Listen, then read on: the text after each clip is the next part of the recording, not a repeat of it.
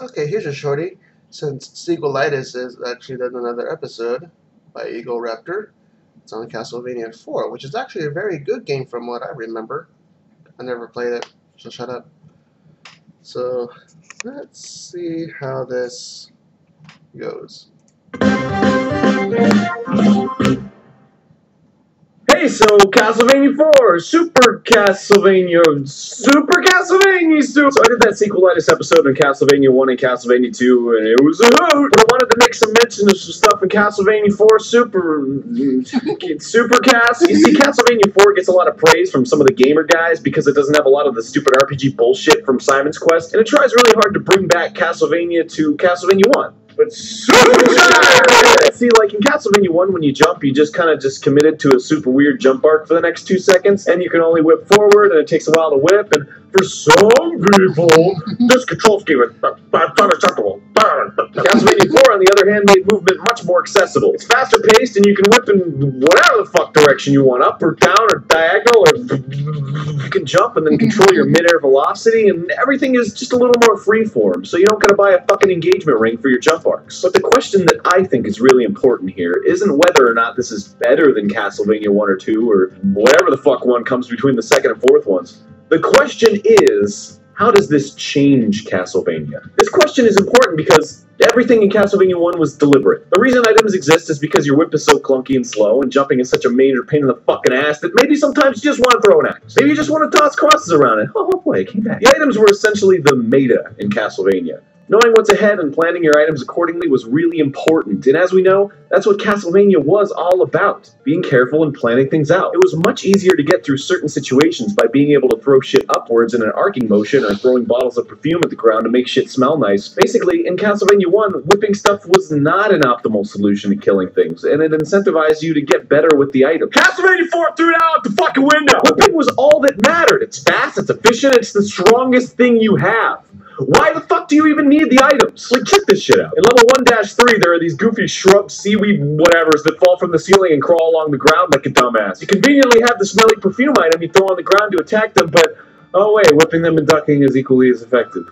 Sorry guys. Cool, man. In level 2-1, you get the axe early on that's clearly meant for the spiders that come down from the sky, but you could just whip diagonal up at them. Even the tiny spiders they shoot are in the perfect trajectory to fuck them up with one whoop.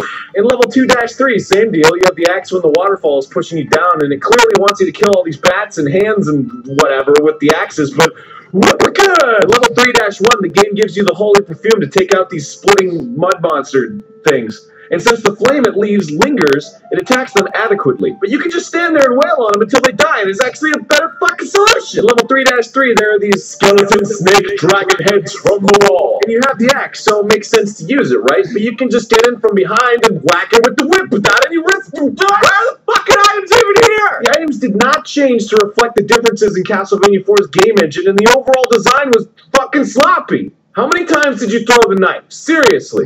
How many times?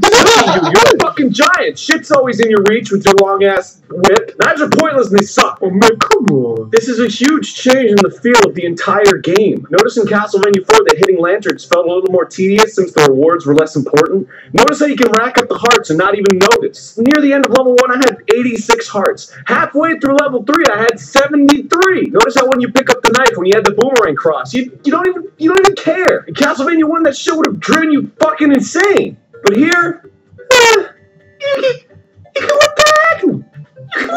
Please don't think this is a bad game or a bad sequel. This is an ungraceful sequel. The developers took all the nostalgia from the game, updated the feel to be more accessible, and didn't really think about how it would change everything around. If a brand new game was built from the ground up with Castlevania 4's engine, no one would even think to add something as redundant as a fucking arcing weapon or a throwing knife. The game would probably be designed all around the whip. There'd be more stuff like the swinging hooks. Instead of trying too hard to emulate some kind of source material, the game would have had tons of new ways to interact with the environment and the enemies with the whip. Again, I don't feel that Castlevania is a bad game by any means, and fuck, it has like 1,000,000 levels! But it is a bit misguided, and I feel like it has too much missed potential to not be slightly upset by it. A preceding title should act as an inspiration for a sequel. A launchpad aiming the production towards greater things. The sequel shouldn't be weighed down by irrelevant tradition for the sake of consistency. We've already played the first one, let's see what new stuff the second one can show us. Or the fourth one. The second one was dumb. But you know what? Go play Castlevania. See what I mean? I ain't trying to be some deterrent here. I'm just saying. You know, I'm just saying. I'm just saying. Wait, that was it?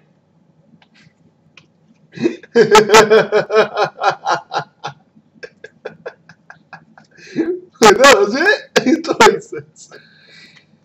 You know what? As a bonus, we're going to see freddiew's new video that he also uploaded a while ago. It's called Fire Flower. Oh gosh, this is going to be really bad. Fire Flower. You gotta be kidding me. It better not give me an advertisement. It didn't.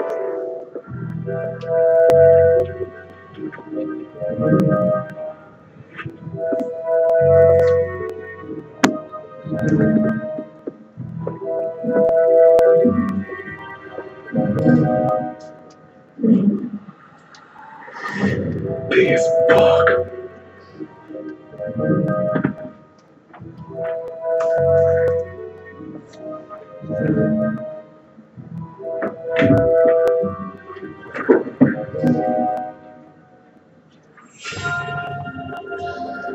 Oh no.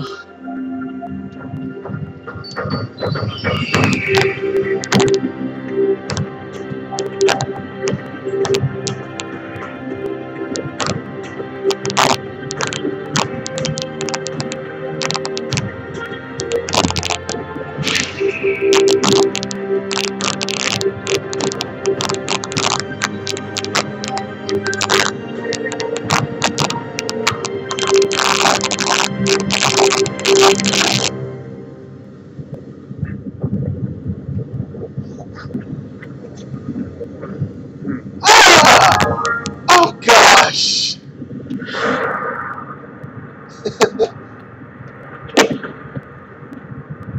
Yeah.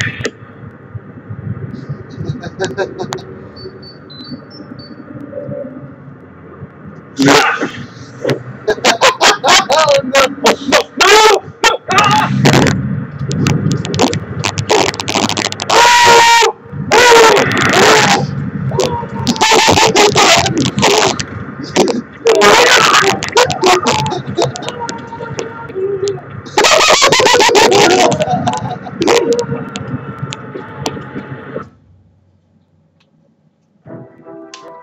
That was pretty awesome though.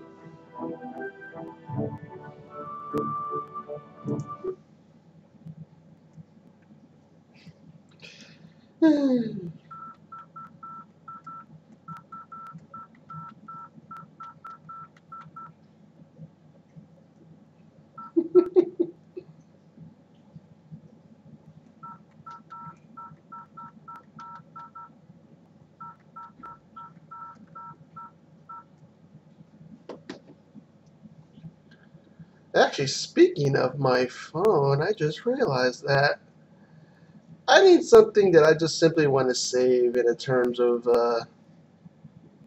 saving something that can't be saved on a computer. You know, a voicemail, because I don't know how to. I don't know if it's possible to transfer those things to computers, but let's do this. Because I've been meaning to do this, and I hope it's still saved because it's been a week.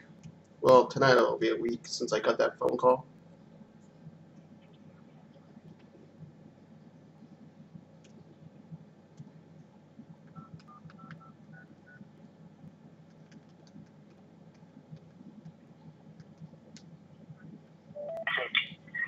Hey, this is Chris.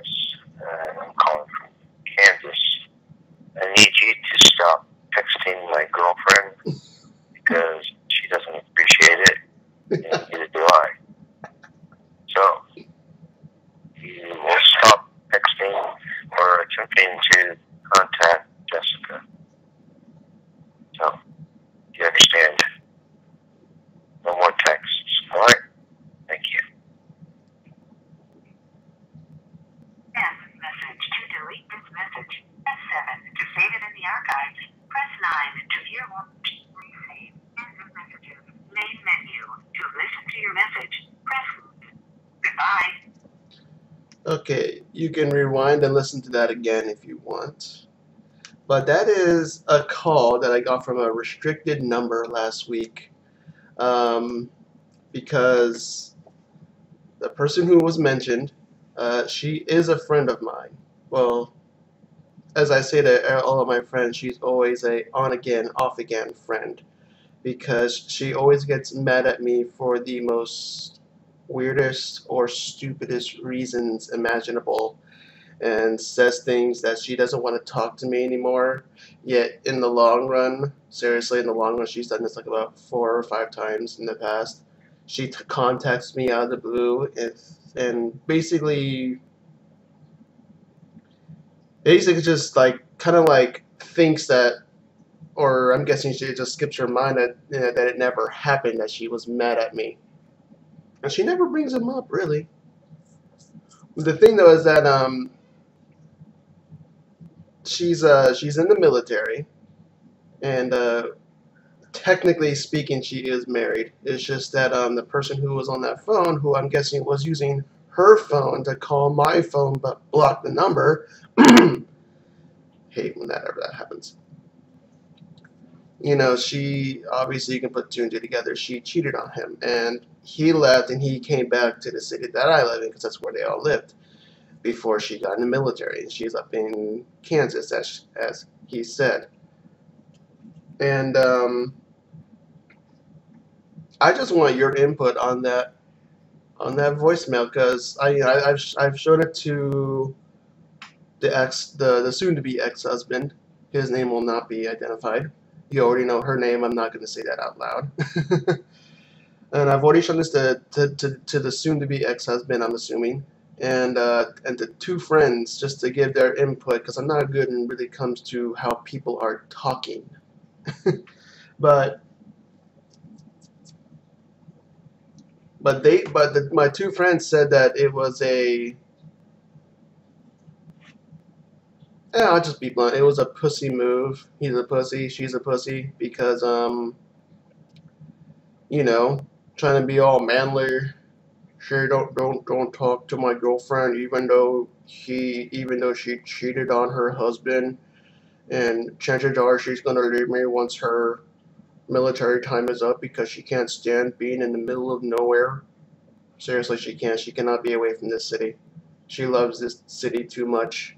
Not to mention that the husband and their daughter is now living here and are now moved back while she's over there, because she can't move away because she's in the military service.